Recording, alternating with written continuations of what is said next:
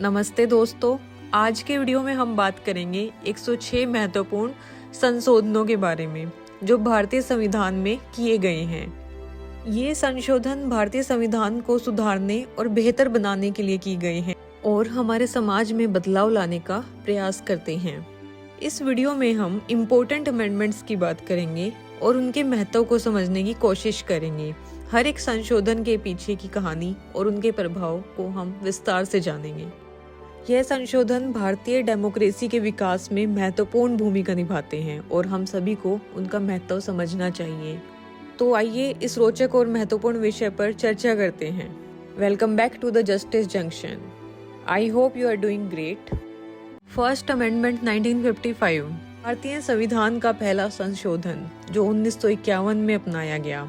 मूल संविधान में कई महत्वपूर्ण परिवर्तनों की आवश्यकता थी। इनका उद्देश्य उस समय मौजूद कुछ कानूनी और सामाजिक समस्याओं का समाधान करना था। इस संशोधन में अन्य बातों के साथ भाषण और अभिव्यक्ति की स्वतंत्रता पर प्रतिबंध जोड़ा, जिससे सार्वजनिक आदेश, डिफेमेशन और आपराधिक अवस्था के आधार पर सामाजिक प्रतिबंधों की अनुमति दी गई।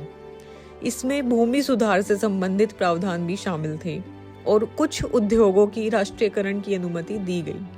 समग्र रूप से पहला संशोधन भारत की स्वतंत्रता के प्रारंभिक वर्षों में उसके कानूनी मानचित्र को रूप देने में महत्वपूर्ण भूमिका निभाता है। The first amendment to the constitution of India adopted in 1951 introduced several significant changes to the original constitution. It aimed to address certain legal and social issues prevalent at that time. The amendment, among other things, added restrictions to the freedom of speech and expression, allowing for reasonable restrictions on ground of public order, defamation, and incitement to an offense. It also inserted provisions related to the land reforms and allowed for the nationalization of certain industries. Overall, the First Amendment played a crucial role in shaping the legal landscape of India in the early years of the independence. Now we are going to talk about 7th Amendment. इस video में हम उन important amendments की बात करेंगे जो exam point of view से important हैं। भारतीय संविधान का 7वां संशोधन 1956 में पास किया गया था और मुख्य रूप से राज्यों और संघ शासित प्रदेशों के लिए सीमाओं को पुनर्चित्रण करने के साथ था। यह भारतीय राज्यों की पुनर्गठन में महत्वपूर्ण भूमिका निभाता है और बेहतर प्रशासन और शासन के लिए भाषाई राज्यों को बनाने में मदद करता है। इस संशोधन ने राज्यों को हिस्सा ए, हिस्सा बी और हिस्सा सी का वर्गीकरण भी समाप्त किया और राज्यों और संघ शासित प्रदेशों के बीच भिन्नता को पेश किया। समग्र रूप से 7वां संशोधन भारत में भाषाई और प्रशासनिक एकत्रता को बढ़ावा देने की दिशा में एक महत्वपूर्ण कदम था। इसे अधिक प्रभावी प्रशासन की सुनिश्चित रूपरेखा में देखा जा सकता था। This amendment primarily dealt with the redrawing the boundaries of the states and union territories. It played a crucial role in reorganization of Indian states and creating linguistic states for the better governance and administration. This amendment also abolished the classification of states as a Part A, Part B, and Part C, and introduced the distinction between the state and union territories. Overall, the 7th Amendment was a significant step towards promoting linguistic and administration cohesion in the country and ensuring the more effective governance. अब हम बात करेंगे 26th Amendment के बारे में। भारतीय संविधान का 26वां संशोधन 1971 में पारित किया गया था। इसने मतदान आयु को 21 से 18 साल कर दिया गया था। 18 से 21 साल के युवाओं को चुनाव में मतदान करने का अधिकार दिया। यह संशोधन युवाओं की शक्तिशाली बनाने के लिए और उन्हें एक योग्यता आयु में ही लोकतांत्रिक प्रक्रिया में भाग लेने का हक दिलाने के लिए महत्वपूर्ण कदम था। इसका मुख्य उद्देश्य मतदान आयु को व्यय प्राप्ति की आयु के साथ मेल करना था।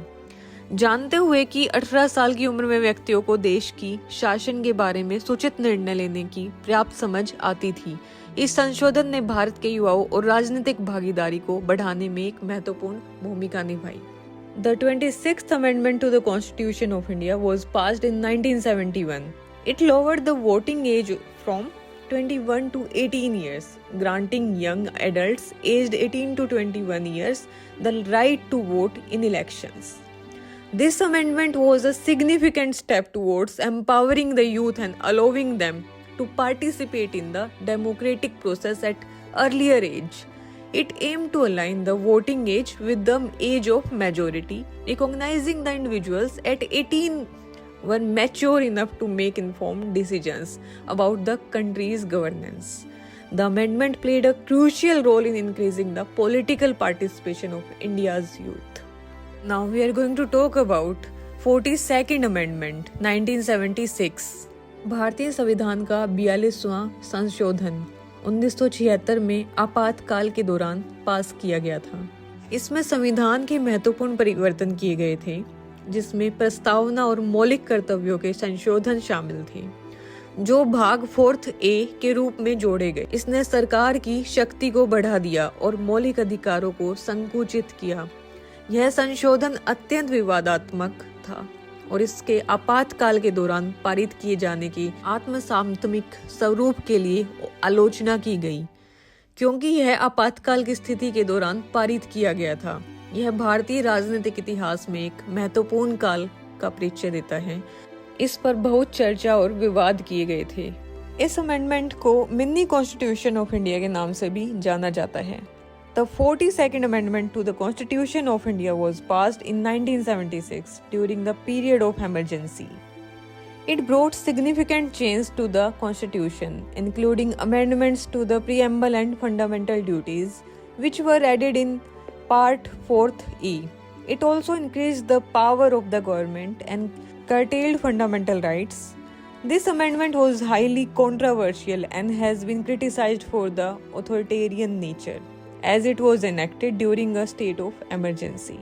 It reflects a critical period in Indian political history and has been subject of much debate and discussions. And it's also called the mini constitution of India. अब हम बात करेंगे 44th अमेंडमेंट 1978 के बारे में। भारतीय संविधान का 44वां संशोधन 1978 में पारित किया गया। इसमें भारतीय संविधान में कई महत्वपूर्ण परिवर्तन किए गए।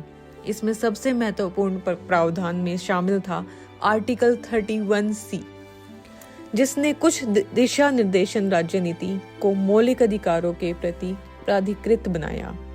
इसका मुख्य उद्देश्य सामाजिक और आर्थिक सुधारों के कार्यान्वयन को बढ़ावा देना था। इस संशोधन ने लोकसभा और राज्य विधानसभाओं की कार्यकाल को बढ़ाकर 5 से 6 साल तक कर दिया राष्ट्रीय आपातकाल के दौरान। इसके साथ ही इसने सरकार को विस्फोटक गतिविधियों को रोकने की और आपातकाल के दौरान न्यायिक समीक्षा की सीमा को सीमित किया। समग्र रूप से 44वें संशोधन ने भारतीय संविधान के लैंडस्केप पर दीर्घकालिक प्रभाव डाला, व्यक्तिगत अधिकारों को सामाजिक प्रगति की आवश्यकता के साथ संतुलित करने का प्रयास किया। The 44th Amendment of the Constitution of India introduced several significant changes in the Constitution.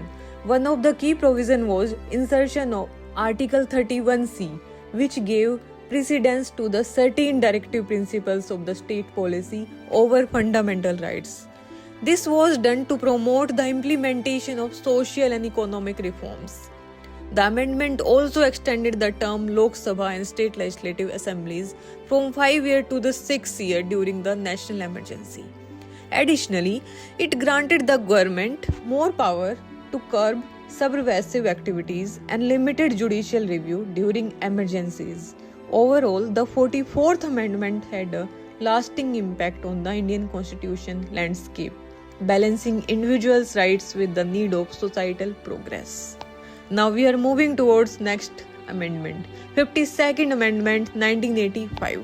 भारतीय संविधान का 52वां संशोधन 1985 में पारित किया गया था।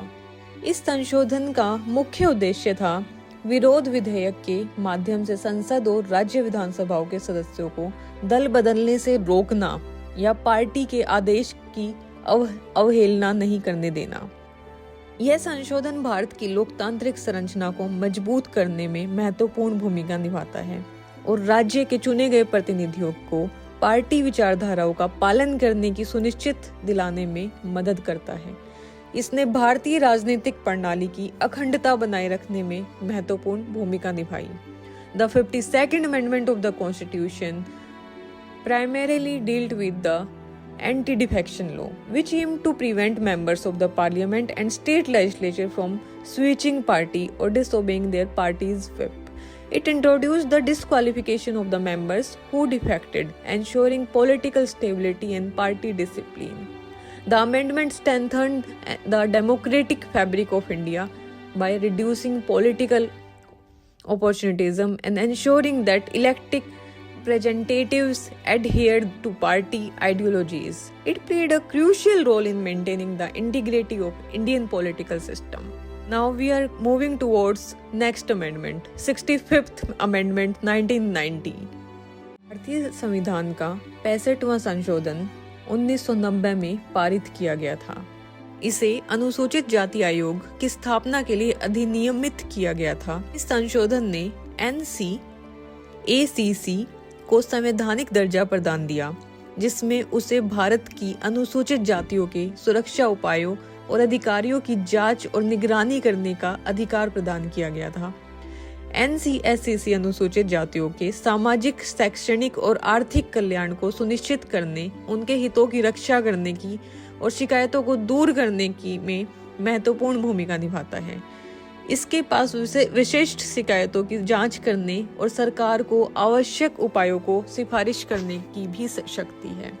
कुल मिलाकर 65वें संशोधन ने भारत में अनुसूचित जातियों की सुरक्षा और उत्थान के लिए संस्थागत ढांचे को मजबूत किया था।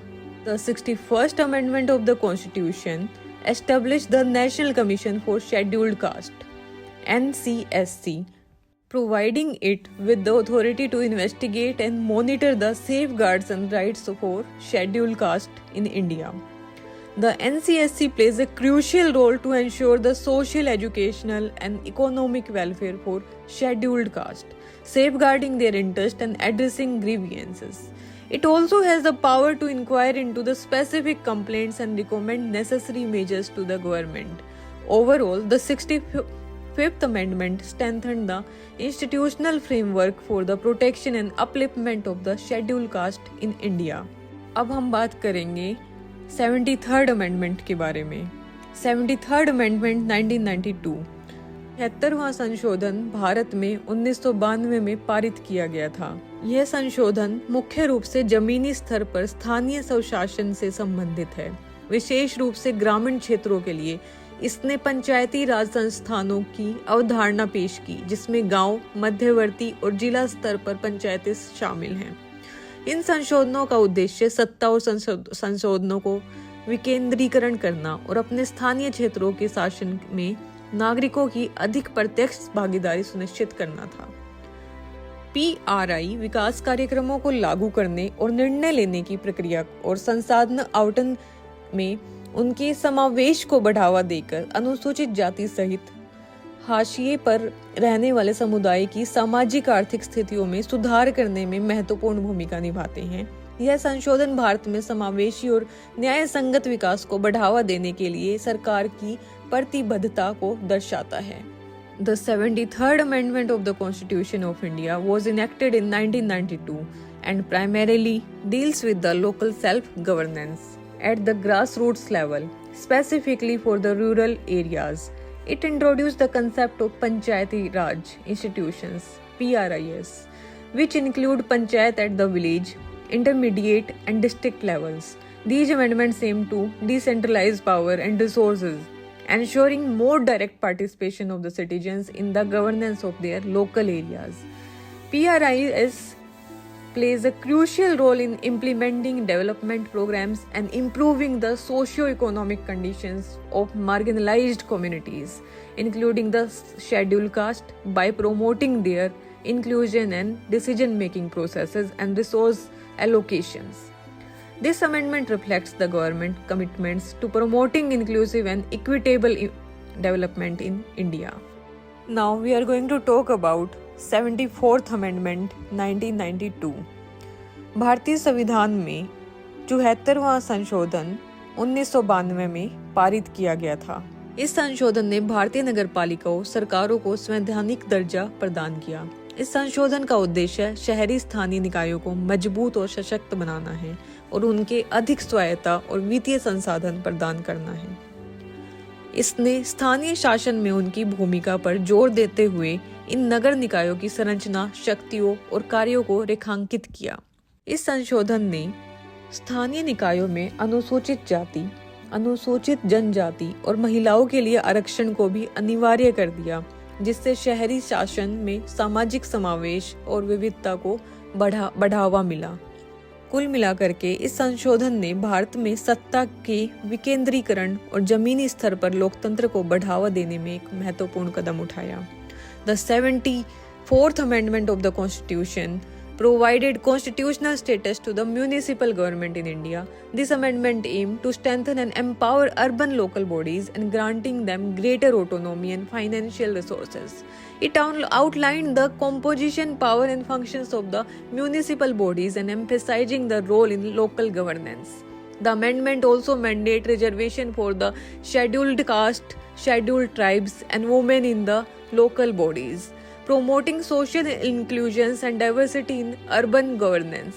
Overall, the 74th Amendment marked a significant step in decentralizing power and fostering grassroots democracy in India. Now, I am going to talk about 77th Amendment 1995. 70वां संशोधन संविधान में 1995 में पारित किया गया था। यह संशोधन मुख्य रूप से सामाजिक और शैक्षिक रूप से पिछड़े समुदायों को अनुसूचित जातियों की सूची में शामिल करने से संबंधित है। इसने इन नए शामिल समुदायों को आरक्षण और सकारात्मक कार्रवाई के लाभ प्रदान किए। संशोधन का मुख्य उद्देश्य ऐतिहासिक सामाजिक अन्याय को संबोधित करना और उन लोगों को उत्थान करना और उन्नति के अवसर प्रदान करना है जो पहले हाशिए पर थे। यह संवैधानिक माध्यमों से सामाजिक समानता और न्याय के प्रति भारत की प्रतिबद्धता को दर्शाता है। The 77th Amendment primarily deals with the inclusion of certain socially and educationally backward communities in the list of scheduled caste. It extended the benefits of reservations and affirmative actions to these newly included communities. The amendment aimed to address historical social injustice and provide opportunity for upliftment and advancement to those who were previously marginalized. It reflects India's commitment to social equality and justice through constitutional means. Now we are moving towards next amendment, 78th Amendment 1995. 78वां संशोधन भारतीय संविधान में 1995 में पारित किया गया था। यह संशोधन राज्यों और केंद्र के बीच विधायी शक्तियों के वितरण से संबंधित है। इसने कर्नाटक राज्य के लिए विशेष प्रावधान प्रदान करते हुए संविधान के अनुच्छेद 371 जे जोड़ा। इस संशोधन ने कर्नाटक विधानसभा को हैदराबाद कर्नाटक क्षेत्र के लिए अलग विकास बोर्ड बनाने की शक्ति प्रदान की, जिससे क्षेत्र में स्थानीय शासन और विकास को बढ़ाया जा सके। यह संशोधन इस बात का एक उल्लेखनीय उदाहरण है कि कैसे विशिष्ट क्षेत्रीय चिंताओं को दूर करने से और संघीय प्रणाली के भीतर सत्ता के विकेंद्रीकरण को बढ़ावा देने से भारतीय संविधान में संशोधन किया जा सकता है। यह विभिन्न राज्यों को विशिष्ट आवश्यकताओं और आकांक्षाओं को संबोधित करने के लिए भारतीय सरकार की प्रतिबद्धता को दर्शाता है। The 78th Amendment dealt with the distribution of legislative power between the state and the center. It added Article 371J to the Constitution, granting special provisions for the state of Karnataka.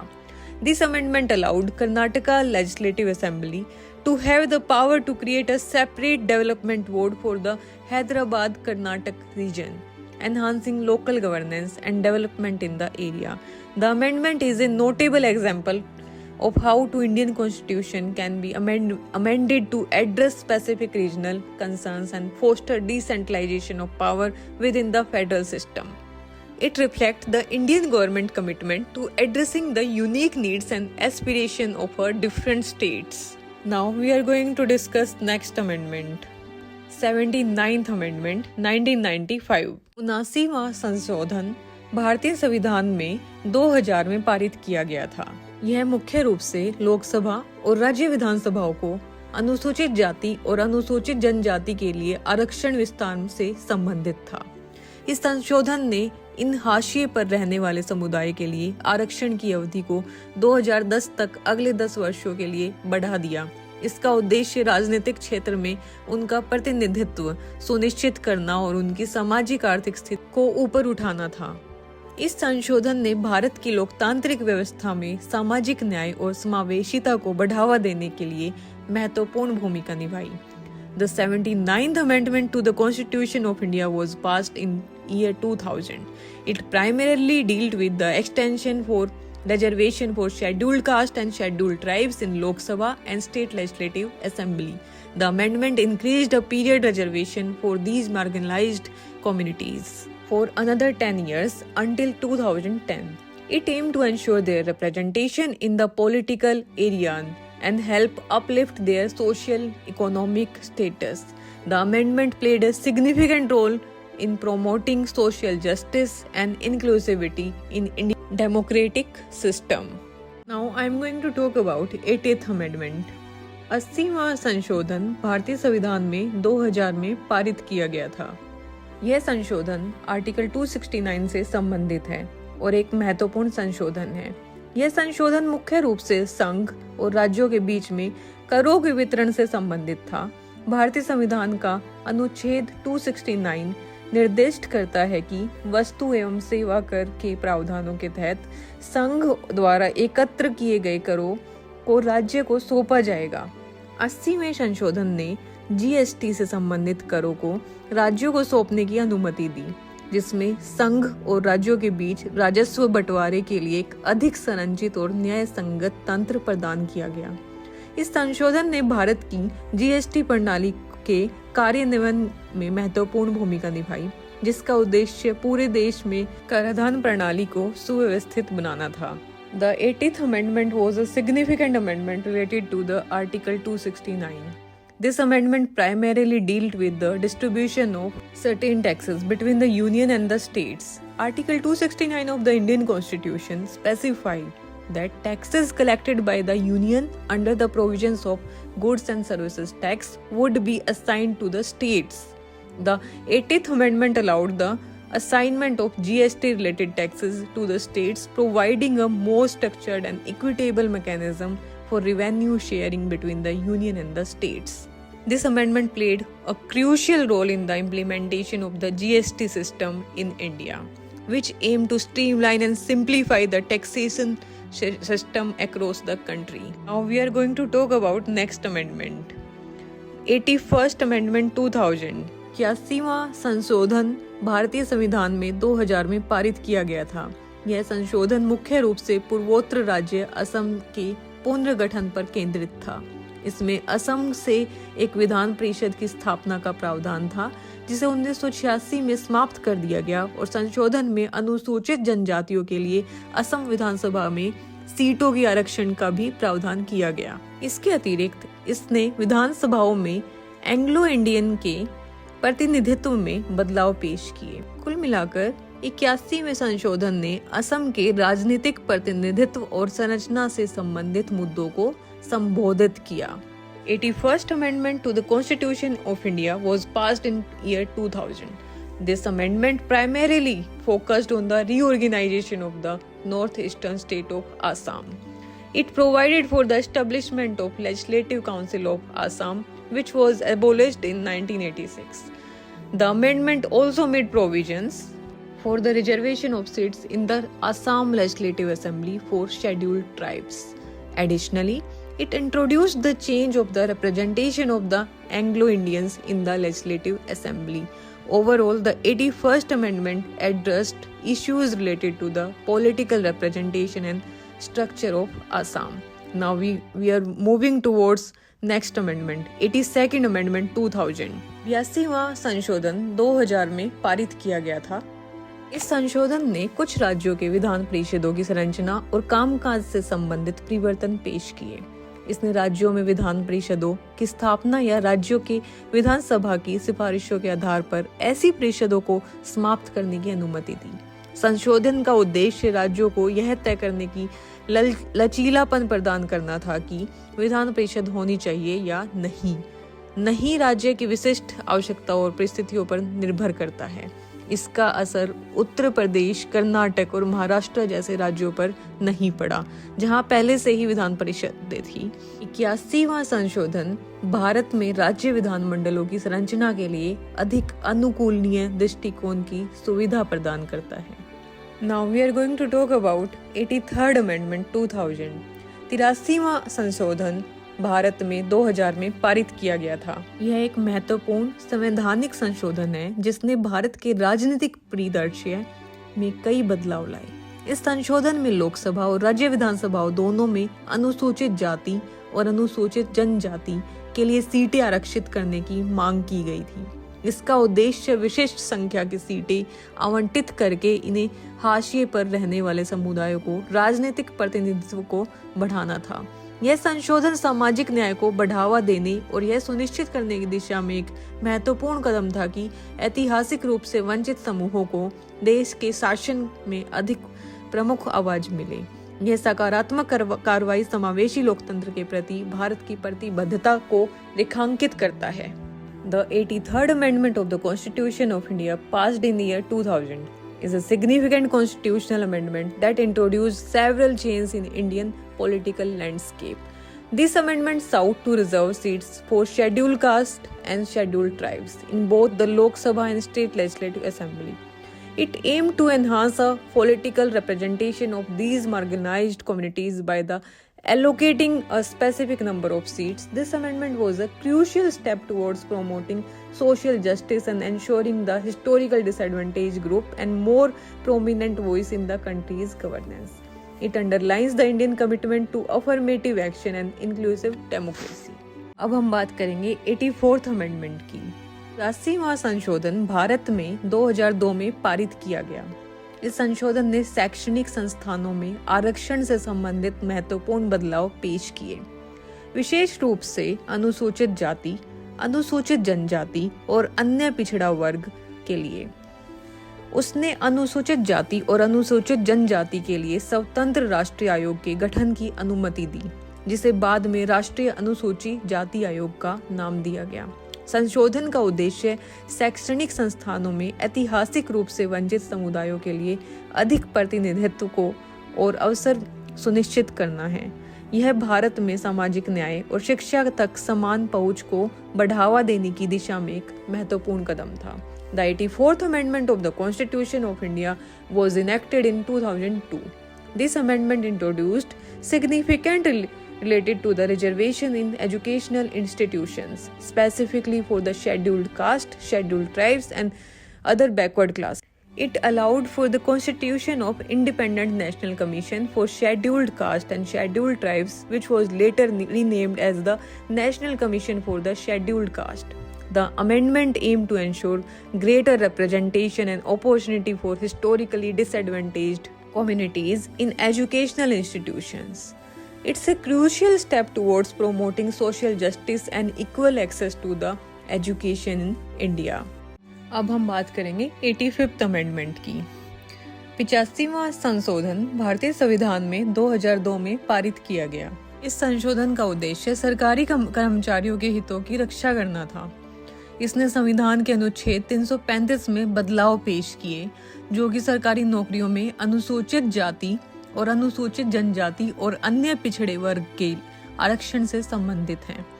संशोधन ने स्पष्ट किया कि SSC और SST के दावे प्रशासन की दक्षता को बनाए रखते हुए पदोन्नति के मामलों पर राज्य की नीति के अनुसार विचार किया जा सकता है। इसमें अनिवार्य रूप से आरक्षण के माध्यम से सामाजिक न्याय को बढ़ावा देने और सार्वजनिक प्रशासन की दक्षता सुनिश्चित करने के बीच में संतुलन बनाने की मांग की गई थी, जो विवाद और चुनौतियों का विषय था।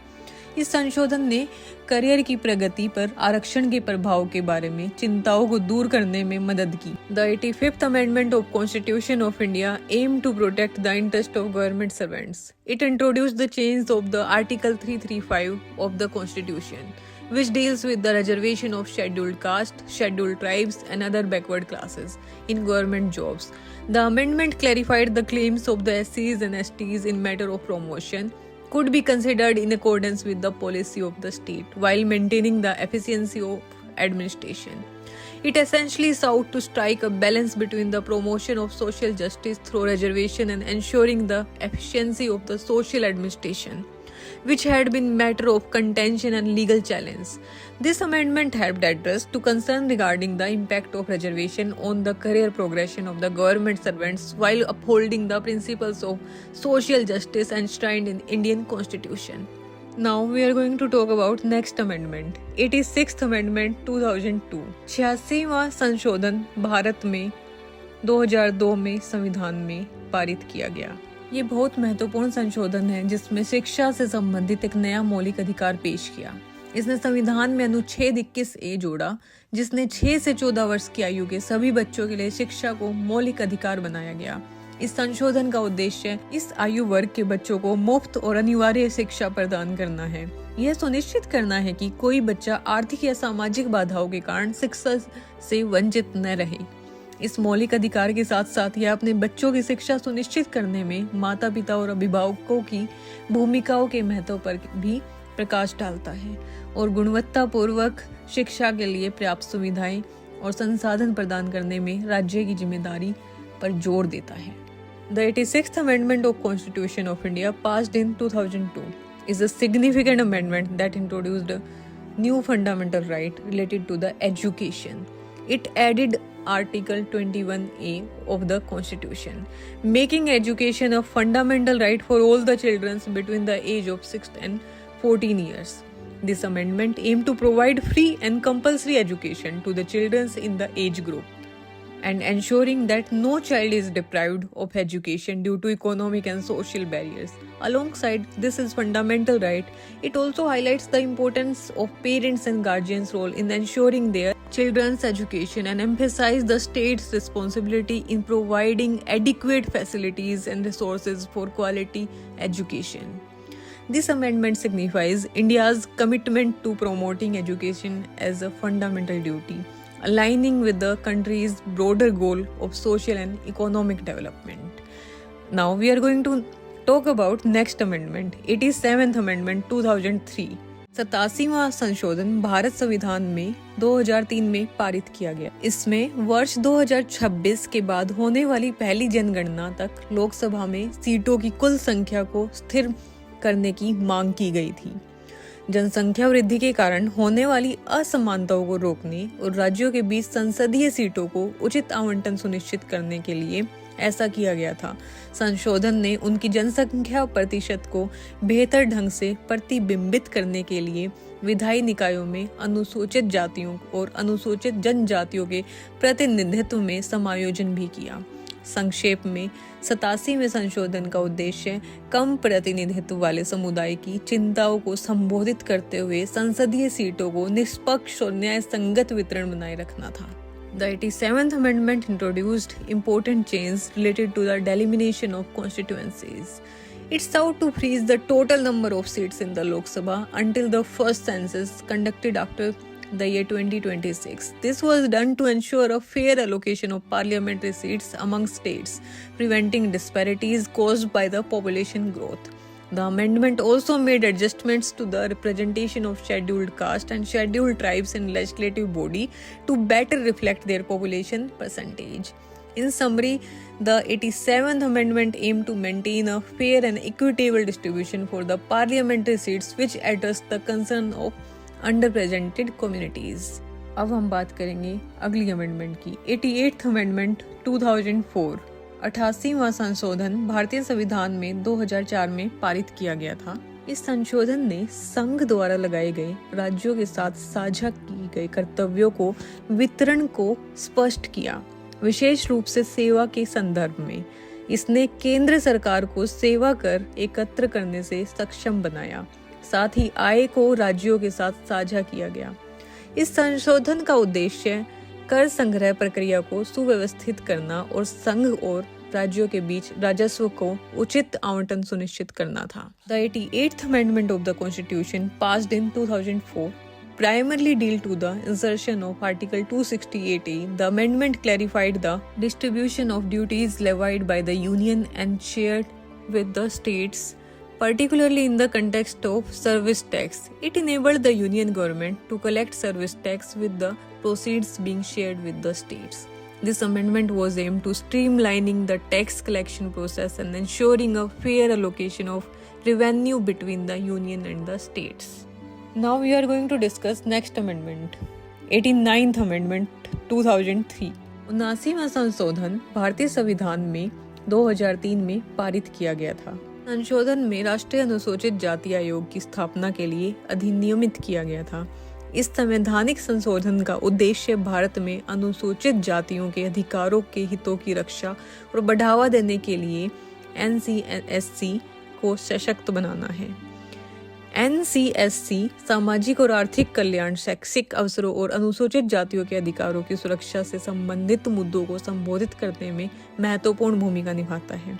यह संशोधन ऐतिहासिक अन्यायों को दूर करने के लिए हाशिए पर रहने वाले समुदाय की सामाजिक समानता को बढ़ावा देने के लिए प्रतिबद्धता को दर्शाता है। यह देश में अनुसूचित जातियों के समावेश और कल्याण को सुनिश्चित करने की दिशा में एक महत्वपूर्ण कदम है। The 89th Amendment to the Constitution was enacted in 2003 to establish the National Commission for Scheduled Caste. This constitutional amendment aimed to empower the NCSC to protect the promote the rights and interests of scheduled caste in the India. The NCSC plays a crucial role in addressing issues related to the social and economic welfare and educational opportunities and protection of the rights of scheduled caste. The amendment reflects the Indians' commitment to address historical injustice and promoting social equality for marginalized communities. It stands as a significant step to ensuring the inclusion and welfare of the scheduled caste in the country. Now we are going to talk about 90th Amendment 2003. 90वां संशोधन भारतीय संविधान में 2003 में पारित किया गया था। ये राज्यों की विधानसभाओं में अनुसूचित जाति और अनुसूचित जनजाति के आरक्षण से संबंधित है।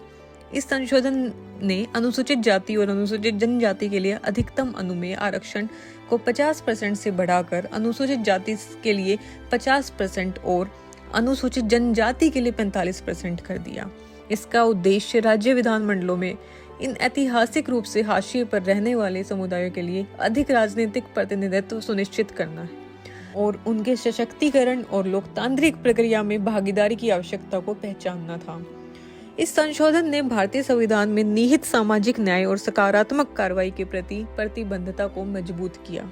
The 90th Amendment passed in 2003 pertains to the reservation of scheduled caste and scheduled tribes in the Legislative Assembly of States. The amendment increased the maximum permissible reservation for SCs and STs from 50% to 50% for SCs and 45% for STs. It was aimed to ensuring greater political representation for these historical marginalized communities in state legislature, recognize the need of their empowerment and participation in democratic process. This amendment reinforced the commitment to social justice and affirmative action as enshrined in the Indian Constitution. अब हम बात करेंगे 91st amendment की। 91वां संशोधन भारतीय संविधान में 2004 में पारित किया गया था। इसने अध्यक्ष के पद को शामिल करने के लिए दल बदल विरोधी कानून का दायरा बढ़ा दिया, जिससे उनकी अयोग्यता एक विशेष न्यायाधिकरण द्वारा वोट के अधीन हो गई। इसके अतिरिक्त संशोधन ने ऐसे मामलों पर निर्णय लेने के लिए 3 महीने की समय सीमा तय की, जिससे लंबी अनिश्चितता को रोका जा सके। इस संशोधन का उद्देश्य दल बदल संबंधी मुद्दों पर अंकुश लगाकर राज्य विधानसभाओं के भीतर राजनीतिक स्थिरता और अखंडता के सिद्धांतों को मजबूत करना था। The 91st Amendment of the Indian Constitution introduced significant change regarding the disqualification of members of state legislative assemblies on ground of defection. It extended the scope of anti-defection law to include the post of speaker, making their disqualification subject to a vote by a special tribunal.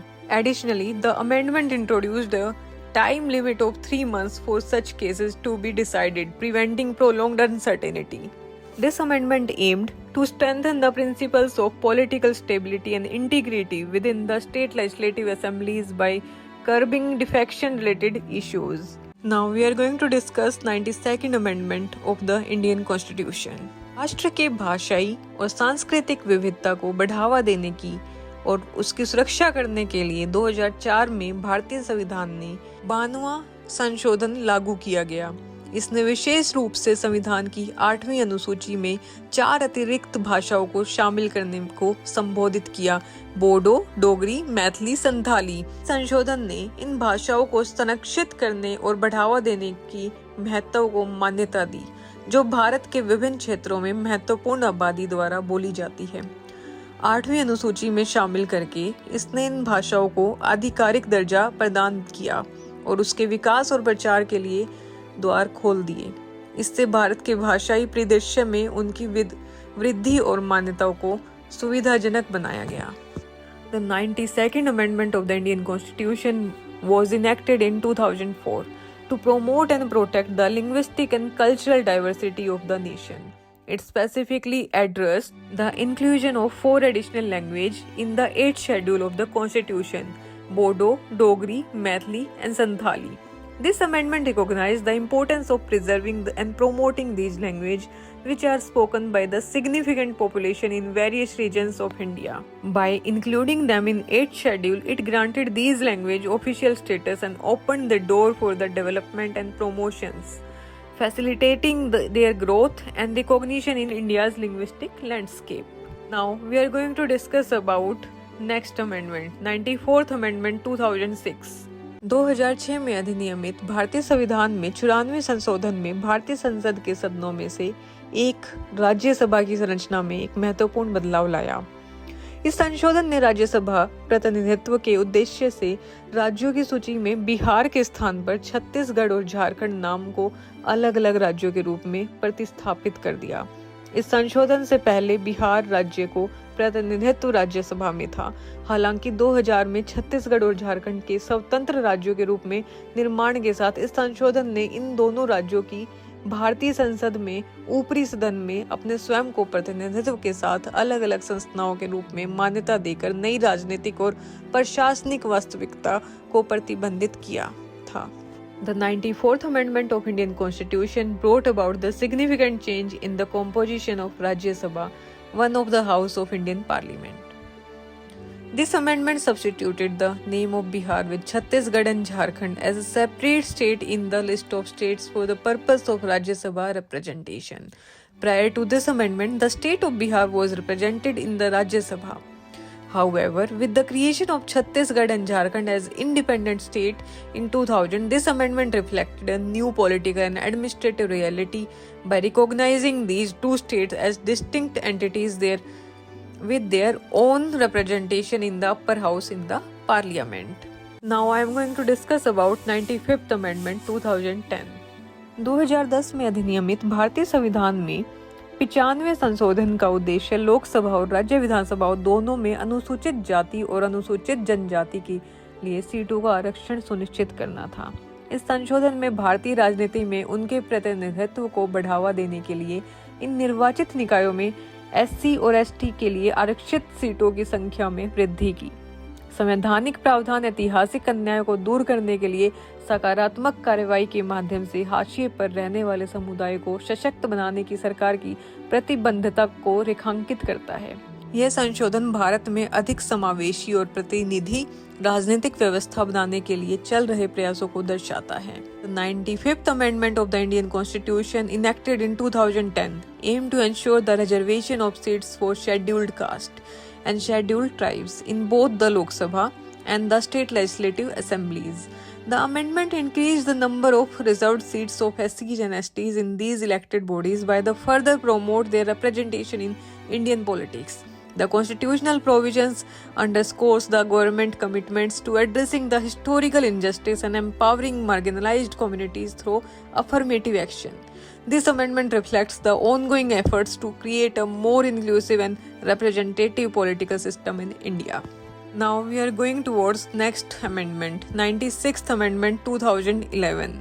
2011 के 96वें संशोधन अधिनियम ने उड़िया के स्थान पर ओडिया प्रतिस्थापित कर दिया। नतीजन 8वीं अनुसूची में ओडिया भाषा के उच्चारण को ओडिया के रूप में किया जाएगा। The 96th Amendment Act of 2011 substituted Odia from Odia. Consequently, the Oriya language in its schedule shall be pronounced as Odia. Now, I am going to discuss about next amendment, 97th Amendment 2012. 97वीं संशोधन भारतीय संविधान में 2012 में पारित की गई थी। इस संशोधन में स्वैच्छिक गठन, स्वायत्त कामकाज, लोकतांत्रिक नियंत्रण और पेशेवर प्रबंधन के माध्यम से प्रमुख सहकारी सशक्तिकरण मुद्दों को संबोधित किया। यह सुनिश्चित करने के लिए कि पेशेवर ऑडिट, आम सभा की बैठकें और चुनाव लगातार और समय पर आयोजित किए जाते हैं। 97th Amendment 2012 plays a crucial role to address cooperative empowerment issues through voluntary formation, autonomous functioning and democratic control, and professional management. It ensures the professional audits, general body meetings, and elections are held consistently and on time. Now we are going to discuss about 98th Amendment 2013. 2013 में पारित भारतीय संविधान में 98वां संशोधन कर्नाटक के राज्यपाल को हैदराबाद कर्नाटक क्षेत्र के विकास के उद्देश्य से विशिष्ट उपाय करने का अधिकार देता है। यह संशोधन क्षेत्रीय असमानताओं को कम करने और एक अविकसित क्षेत्र में सामाजिक आर्थिक स्थितियों को सुधार लाने पर ध्यान केंद्रित करने के लिए बहुत महत्वपूर्ण है। यह राज्यपाल को क्षेत्र के लिए एक अलग विकास बोर्ड स्थापित करने और इसके विकास को बढ़ावा देने के लिए धन और संसाधन आवंटित करने का अधिकार देता है। यह संवैधानिक संशोधन संतुलित क्षेत्रीय विकास को बढ़ावा देने और देश के भीतर ऐतिहासिक असंतुलन को दूर करने की भारत सरकार की प्रतिबद्धता को दर्शाता है। यह हैदराबाद कर्नाटक क्षेत्र में सामाजिक आर्थिक जरूरतों को पूरा करने की दिशा में एक महत्वपूर्ण कदम था। The 98th Amendment of the Indian Constitution passed in 2013 empowers the Governor of Karnataka to take specific measures aimed to development of the Hyderabad Karnataka region. This amendment is significant for its focus on reducing regional disparities and improving the socio-economic conditions in the underdeveloped area. It grants the governor the authority to establish a separate development board for the region and allocate funds and resources to promote its growth. This constitutional amendment reflects the Indian government commitments to fostering balanced regional development and addressing historical imbalances within the country. It is a crucial step in addressing the socio-economic needs of the Hyderabad Karnataka region. Now I am going to discuss about next amendment, 99th Amendment 2015. यह संशोधन भारत में 2015 में पारित किया गया था। 2015 में अधिनियमित भारतीय संविधान में 99वें संशोधन का उद्देश्य एक राष्ट्रीय न्यायिक नियुक्ति आयोग की स्थापना करना था। इसे गोवा, राजस्थान, त्रिपुरा, गुजरात और तेलंगाना सहित 29 राज्यों में से 16 राज्य विधानसभाओं में अनुमोदन प्राप्त हुआ। हालांकि सुप्रीम कोर्ट ने 16 अक्टूबर 2015 को संशोधन और असंवैधानिक घोषित कर दिया, जिससे यह अप्रभावी हो गया। The 99th Amendment of the Indian Constitution enacted in 2015 aimed to establish a National Judicial Appointments Commission. It received ratification from 16 states assembly out of 29 states, including Goa, Rajasthan, Tripura, Gujarat and Telangana. However, the Supreme Court declared the amendment unconstitutional on October 16, 2015, rendering it ineffective. अब हम discuss करेंगे अगली amendment को। 100 amendment 2015 Bharat और बांग्लादेश के बीच 2015 में हस्ताक्षरित भूमि सीमा समझौता संधि द्विपक्षीय संबंधों में एक ऐतिहासिक मील का पत्थर साबित हुई। इस संधि ने लंबे समय से चले आ रहे सीमा विवादों को हल करते कुछ एन्क्लेव क्षेत्रों के आदान प्रदान की सुविधा प्रदान की। इसने इन परिक्षेत्रों के निवासियों को नागरिकता के अधिकार भी प्रदान किए, जिससे उन्हें अपने संबंधित देशों में अपनेपन की भावना और कानूनी मान्यता प्राप्त हुई। LBA संधि ये सफल कार्यान्वयन ने न केवल भारत और बांग्लादेश के बीच संबंधों को मजबूत किया, बल्कि क्षेत्रीय स्थिरता और सहयोग में भी योगदान दिया। यह समझौता जटिल क्षेत्रीय मुद्दों को हल करते हुए कटुनीति की शक्ति का एक प्रमाण है। The Land Boundaries Agreement (LBA) treaty between India and Bangladesh, signed in 2015, marked a historic milestone in bilateral relations. This treaty facilitated the exchange of certain enclave territories, resolving long-standing border disputes. It also conferred citizenship rights to residents of these enclaves, granting them to sense of belonging and legal recognition in their respective countries. The successful implementation of LBA Treaty not only strengthened ties between India and Bangladesh but also contributed to regional stability and cooperation. This agreement was a testament to diplomacy's power in resolving complex territorial issues. Now we are going to discuss next amendment, 101 Amendment 2017. 101वां संशोधन भारतीय संविधान में 2017 में पारित किया गया।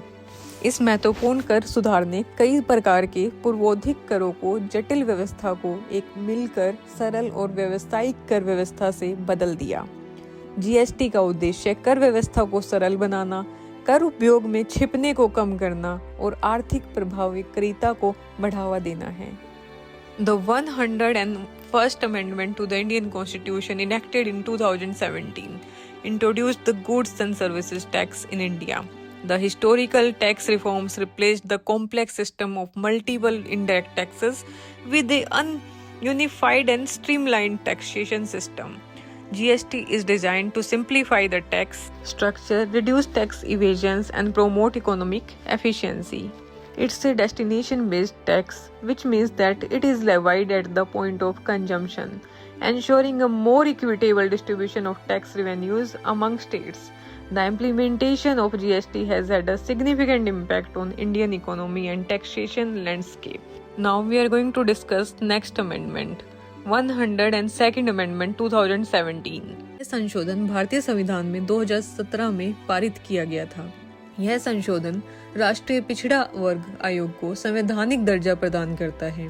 इस संशोधन ने एनसीबीसी को राष्ट्रीय अनुसूचित जाति और अनुसूचित जनजाति आयोग के समान एक संवैधानिक निकाय बना दिया। परिणाम स्वरूप एनसीबीसी को भारत में पिछड़े वर्गों की चिंताओं और अधिकारों को संबोधित करने में अधिक अधिकार और स्वतंत्रता प्राप्त हुई। यह मान्यता देश में हाशिए पर रहने वाले समुदाय के कल्याण और सशक्तिकरण को सुनिश्चित करने और सामाजिक न्याय सिद्धांतों को बनाए रखने के लिए सरकार की प्रतिबद्धता को दर्शाती है। The 102nd Amendment to the Indian Constitution enacted in 2017 granted constitutional status to the National Commission for Backward Class. The amendment elevated the NCBC to a constitutional body similar to the National Commission for Scheduled Caste and Scheduled Tribes. As a result, the NCBC gained greater authority and independence in addressing the concerns and rights of backward classes in India. This recognition reflects the government's commitments to ensuring the welfare and empowerment of marginalized community and upholding the social justice principles in the country. Now, I am going to discuss with you 103rd Amendment 2019. 103वां संशोधन भारतीय संविधान में 2019 में पारित किया गया। खंड 4 और 5 में उल्लिखित वर्गों के अलगाव अन्य वर्गों के नागरिकों के आर्थिक रूप से कमजोर वर्गों के लिए अधिकतम 10% आरक्षण की अनुमति देकर एक महत्वपूर्ण बदलाव आया। EWS अनुच्छेद 15 का एक संशोधन का उद्देश्य उन व्यक्तियों के लिए आर्थिक आरक्षण के अवसर प्रदान करना है जो पारंपरिक रूप से वंचित वर्गों से संबंधित नहीं है। सरकारी नौकरियां और शैक्षिक अवसरों के अधिक न्यायसंगत वितरण की आवश्यकता को संबोधित करते हैं। यह भारत में सामाजिक न्याय और समानता को बढ़ावा देने की दिशा में एक ऐतिहासिक कदम है। The 103rd Amendment to the Indian Constitution passed in 2019 introduced a significant change by allowing a maximum of 10% reservation for economically weaker section EWS of the citizens from classes other than those mentioned in Clause 4 and 5 of Article 15. This amendment aimed to provide economic reservation and opportunity for individuals who do not belong to the traditionally disadvantaged classes and addressing the need for a more equitable distribution of government jobs and education opportunities. It's a landmark step in promoting social justice and equality in India.